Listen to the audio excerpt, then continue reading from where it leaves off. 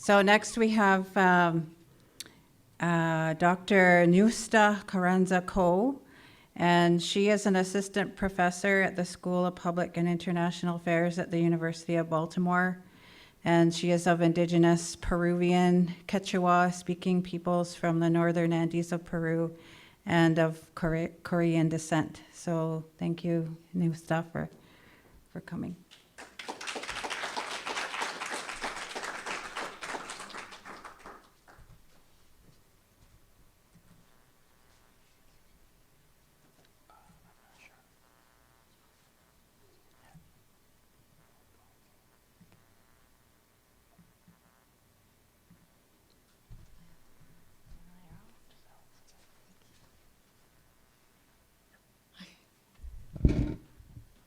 Hi, thank you for having me. Thank you for the introduction. And that's a very hard presentation to follow.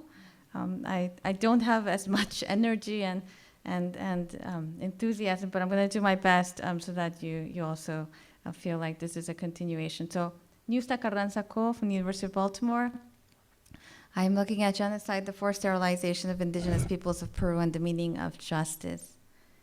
I'm not a Mac user, so I might be on and off. I apologize for that. Okay. So the case that I'm looking at is the case in Peru. And these are women, the majority of the victims or the victimized peoples as a result of the coercive sterilization effect that took place in Peru were of indigenous descent. Here you can see the placards of the women who are very much actively involved in the activism and the social movement that takes place regarding coercive sterilization victims. I became very much interested in this issue, well, not only because of my ethnic background, but also because I was working primarily in transitional justice policies, which I think is something that we were alluding to in part when we were referring to reparations in the morning. And I was looking at the Truth and Reconciliation Commission, and I'm a political scientist, so I do a lot of legal jargon type of discussion. And I just started noticing, and I was questioning people about this as well, about why the victimhood of indigenous women who are coercively sterilized was excluded from the Truth and Reconciliation Commission's final report. So just to provide you a little bit of context, so coercive sterilization was largely a result of a program of reproductive health and family planning that took place in Peru from 1996 to 2001. And I have extended the time period to 2001, even though it's officially 2000, because the implementation of the program lasted until 2001. And the reason why I want to talk about the context is because we have the internal armed conflict that takes place in Peru from 1980 to 2000. Which results in roughly 69,000 people that were killed or disappeared, the majority of whom were actually of indigenous descent. And the 20-year period of the internal armed conflict was actually a result of the state versus, leftist versus guerrilla forces that were at the time. We had two. They were officially labeled as terrorist organizations by the U.S., which was the Shining Path, and then the movement for revolutionary movement for Tupac Amaru. So those were the two movements that were taking place. Unfortunately, it's always the civilians that are stuck in the middle that become the victimhood or victimized as most. What was very interesting about the Truth and Reconciliation Commission report that was coming out was that they were looking at this 2 decades of conflict. But however, as you can clearly see, 96 to 2000 fits in within that time period, but yet this victimhood was not included because they argued that this was not because of the tension that took place between the state and the security forces and the leftist guerrilla movements, but primarily because this was a result of a government policy, and therefore their victimhood never got included. So I can continue on and on about their presence and the purposeful silencing also from the Truth and Reconciliation Commission related to coercive sterilization victims, but I'll try to save that for a little bit later. Just in terms of definitions of how the Ministry of Health of Peru actually defined coercive sterilizations, they were surgical procedures of sterilizations performed on a person against their will or without their free and informed consent, which is something that we already know. And then in the words of Ana Maria Vidal, who's a very much of an activist, she's a very active human rights lawyer, this was the trashing of human rights, in this case of indigenous women. And I think, the word basurización doesn't actually exist, but I think she was trying to communicate the fact that, indigenous women were being trashed, that we were being considered as being somewhat replaceable. And that's the type of image that she was trying to convey in the idea. So I know we talked a lot about the Genocide Convention. And originally, when I was coming to this conference, I was working on a paper that was about to be published, which had to do with a lot of the legal language and jargon about UN Convention and trying to identify this. And I was also talking over lunch as to the importance of why it was necessary for me to characterize this as a genocide. And part of the reason why that was the case was because one of the main cases regarding coercive sterilizations was the Maria Mamerita Mestanza Chavez versus Peru. That was brought up to the Inter-American Commission of Human Rights. It had to do with an indigenous woman who was, given illegal information or wrongful information that because she had 5 children, the health personnel who came to her village said, if you have any more, it's illegal. So we have to tie your tubes. We have to get you to surgery. And she resisted, but then they still took her because there's also the notion of social pressure when it comes to indigenous peoples in Peru. And after she passed away because of complications related to the surgery that she had received. So this was actually a case that was brought to the Inter-American Commission on Human Rights, and the Inter-American Court of Human Rights actually provided a ruling in 2003. But why I started focusing on this case and then started thinking about the broader question of genocide had to do with the fact that they only mention crimes against humanity.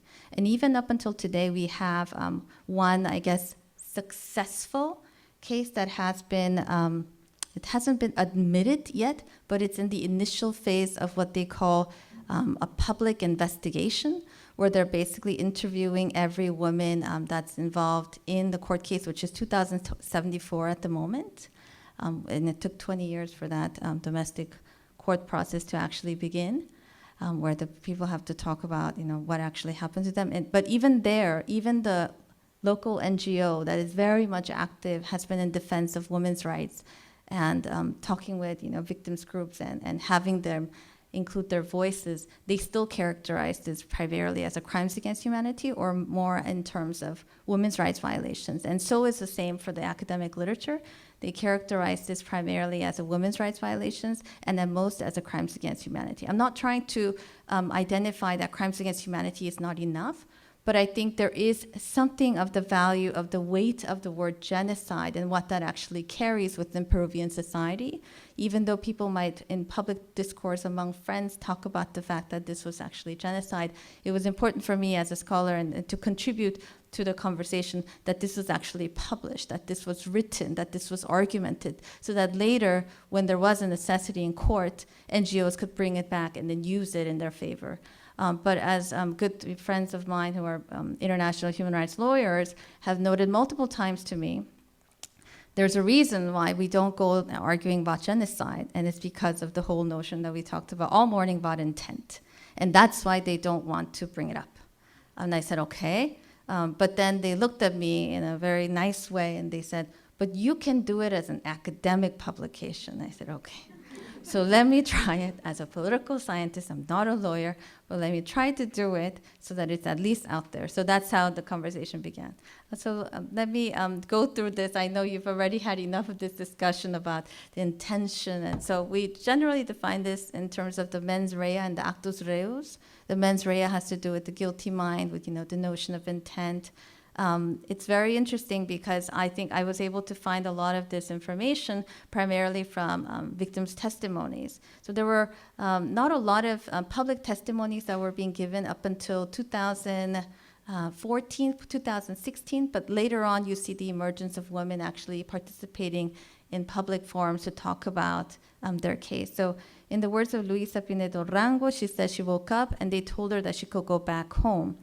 But she felt pain and did not know what to do. They did not even give me a pill.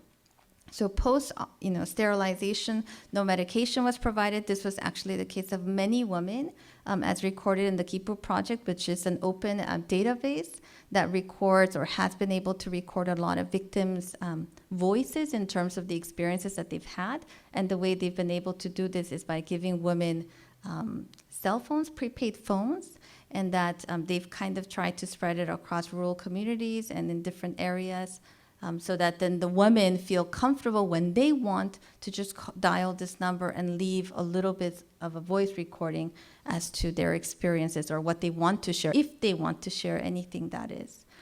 So they would often talk about abdominal pain, stomach swelling, cannot work as much as before, and everyday chores have become difficult. And that was the same case with Maria Mamerita Mestanza Chavez, who had no post-operative follow-up, which is the reason why she ended up passing away. There's currently a case right now within the Inter-American Commission on Human Rights of Celia Ramos, who's another woman who actually passed away. Her daughters have been able to bring up this case, along with the very good help from DEMUS, which is the main local NGO that has been working on this.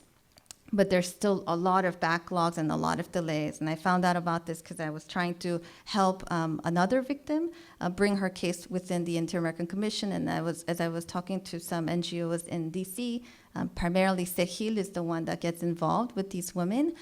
They said that the Inter-American system is extremely backlogged, that it might be better to pursue through CEDAW and go through their committee and then make the input through there rather than go through the Inter-American Commission. So I said, okay. So we're doing it through CEDAW with a couple of colleagues of mine.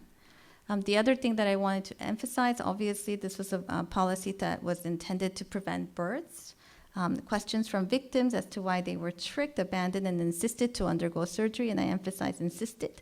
And at times they were just pulled in, literally by force, and forced to undergo surgery. And I really want to highlight the second point and the third point that just came up. So the third point is something that had been suspected, but there were no specific numbers. Up until last year, when we started finally having some level of public discussion about what was happening or what had happened to victims, one of the public prosecutors was able to prove, and he found the right document, where Fujimori's government aimed to sterilize 150,000 people. Alberto Fujimori was the president of Peru from 1990 to 2000. It was during his period that you actually see this course of sterilization take place. So there was a quota that doctors had to fill. And if you didn't fill the quota, then you either got a paycheck cut or you were dismissed from your job. So you were forced into, I guess I don't want to defend the perpetrator, but I know there's a lot of discussion these days about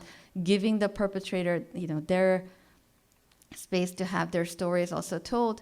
But according to the doctors, some of whom remained anonymous in terms of what they had done, they would say that they were also coerced, well, not the same way as the women, but pressured into also completing these quotas and numbers of sterilizations that they had to do. And in certain cases, just to emphasize one more point about the harm, which was on the previous slide, women were coercively sterilized without anesthesia because they would run out of anesthesia, and so then course of sterilizations would take place without anesthesia. So, and at times when they had to fill the quotas and there were not enough women, the nurses were also sterilized. So it was almost like this massive campaign that was going on, and which is based on eugenics and other matters as well.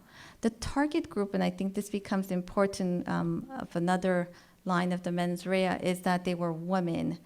So I know we've been talking a lot about genocide, but I know gendercide is a term that gets thrown around a lot too. And I know we were thinking about including political as part of a new revised. There's a lot of scholars that have been talking about gender as also another inclusive category that may be included within the revision that we might think of. Women were the preferred targeted group. What's really unique about the government documents and all the archives that I have been able to pull, including congressional notes about how this process actually unfolded, was originally the template for the family planning program was very much well accepted among very progressive women's rights organizations, because in a country like Peru, where we have such a strong dominant Catholic majority, the Catholic Church is very much opposed to anything related to family planning. So Alberto Fujimori, when he came up with this plan, he was very much criticized, and it's documented in press by the Catholic Church and others. But the way that it actually went into implementation, I think that's the important part. It started targeting women, and that language became shown very clearly a year after the implementation of the program actually begins. They specify like, women and girls. That's exactly the language that's being used. And obviously, as a result of that, you have the destruction in part of a future generations of people. Just to give you a little bit of this in terms of numbers, this is the data that was collected from the Registry of Victims of Coercive Sterilizations. That was opened in 2016. As you can see, these are the number of victims that actually have been able to be registered, by the way. To be registered, it's also a long process. And these are only women, just, and I guess another follow-up related to this, that were able to come to register their cases. So there's lots of women in rural communities that still today, if you want to try to talk with them or have access to them, I mean, many don't want to come out, many don't want to talk, and because this is a very traumatic experience. And so this represents only a tiny little fraction of the victimhood. But as you can clearly see, there was a major skewing towards a particular sex, which were women. And one thing that I think is really important to emphasize is not all women, right? There was a family planning program, but not everybody was targeted. And I think this becomes very, very clear. And this was not something that had been discussed heavily in terms of, people were talking about, yeah, it seems like Indigenous peoples, but there was no discussion as to how this was actually being implemented. But if you actually look at it, the health festivals and regions where PSRPF, which is a short abbreviated term for the family planning program, was being implemented, was in majority Quechua-speaking regions or indigenous language-speaking regions. So I think that becomes very, very clear, and the list of the places are listed on the next bullet point, where there's an intersection of ethnically more vulnerable populations who speak indigenous languages and where these health festivals were taking place. If you look at a lot of the archival evidence from this period, it literally has, these health festivals have banners that they would hang at like community centers, and it would say AQV, which was a shorter term for tubal ligation, and like vasectomy, yay. So there would be a lot of an encouragement for the population to subject themselves also to coercive sterilizations. Oftentimes, they were given the wrong information too, like, if you go through the surgery 2 years later, you can still have a kid. That kind of information was very much common. Or I will give you 2 little bags of rice, can you please, So that was also something that people did not know what they were being subject to. So that's, that there's a lot of discussion about that too. Women of indigenous descent, and I've done a little bit of work on this, they sat at the intersection of poverty, ethnicity, and gender. And I think we can go on and on about this because this is obviously a legacy of colonialism that permeates, and I say permeates and continues to permeate within Peru. I had a lovely discussion over lunch with Pilar about this, about how people that are of indigenous descent in Peru, they don't want to admit that they speak indigenous languages or that they are of indigenous descent, and that's because of social stigma and other matters that also come into play. So I think that's something also to take into account. So let me quickly skip over this. Actus Reus material facts, I think I basically noted this already before, but the irregularities were already being reported from the beginning of the program. So 96 and 97, 96 is the beginning, 97 is the start when irregularities are reported. 98, Human Rights Ombudsman's Office report comes out. The state says they're going to revise things. They don't do any revisions. The plan still continues on. So they were very much aware of what they were doing. Ministry of Health even expressed concerns about irregularities found by the Congressional Investigative Commissions.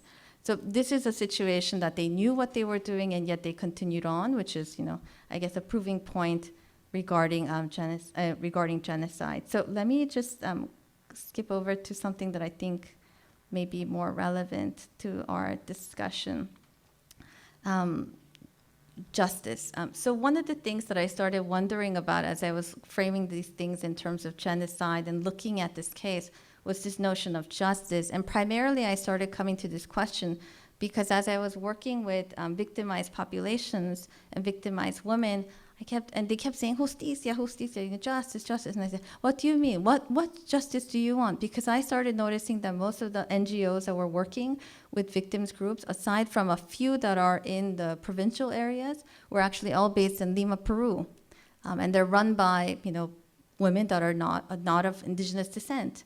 And so I just started wondering if by any chance the notion of justice may be different among the women versus what the NGOs were trying to promote and what that actually meant. So just quickly summarizing this section, there's more of a legal notion of justice when we think about the notion of justice. And this has to do with, obviously the developments that have taken place at the UN. So that's also something that I know we come to discuss more and more. And even with the inclusion of victimhood in transitional justice processes, there's still more of a skewing towards accountability, criminal accountability, holding those guilty responsible, which all has to do with more of a legal type of language. But I think it differs. So when I'm talking with Indigenous victims' views of justice, they talk about this notion of chanintsai, which has to do with basically addressing and giving the rightful value to things, giving the value to the things that they had lost as women and as a result of being coercively sterilized. So they're looking more, if we have to categorize this, in terms of reparations for the violence that they suffered. And it is more in the form of a collective rather than the individual that is very much often emphasized in terms of legal justice that we are looking for. In addition to this, and I think I won't touch on this as much because this was covered before with Dawn's presentation, it becomes important, this notion of justice, to take it apart and look at it in various ways, because the Indigenous woman has a very strong connection with the Mother Earth, Pachamama, and how that is related to her losing her possibility to reproduce. That is a way of uprooting the Pachamama, which is a very much of a cutting of a connection that takes place her with her community, which the community is also a part of Pachamama, that's also helping to take care and sustain Mother Earth. So all that kind of connection is lost when the woman becomes coercively sterilized, in addition to her personal experiences of depression and what is also referred to as soul loss. So the entire process of reparations involves not only a reparations for the community as a whole that has been affected as a result of the individual woman's situation, but also a soul-seeking and healing process that takes place because of the uprooting of the reproduction that she was able to, or she was unfortunately subject to suffer. So we're looking at this notion of a collective justice. It's a justice for the community, right? The community meaning the Ayu, the people that share traditions and knowledge and experiences and cultures together. And one of the comments that I got from the woman was, when one of us gets justice, then from our experiences, we can pull each other together and get more justice for others. So they're not looking for something just for me, they're looking for something as a collective, something that can help the entire community. So in that, we can problematize this legal vision of justice, which becomes different than the collective reparations and collective justice that women are looking for. Let me end with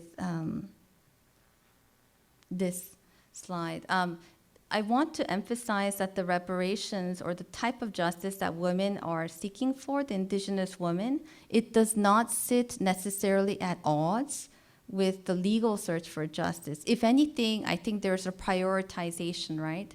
That we are demanding some level of justice, which is more of a reparations type of justice than others. But it is complementary. It's not completely divisive. So what I think needs to be emphasized in thinking about the victims and the victimized peoples and Indigenous women is how restorative justice may be the necessary first step for them to take, that then it can be followed by retributive justice, or if there is a possibility, a collective form of restorative justice first. Thank you.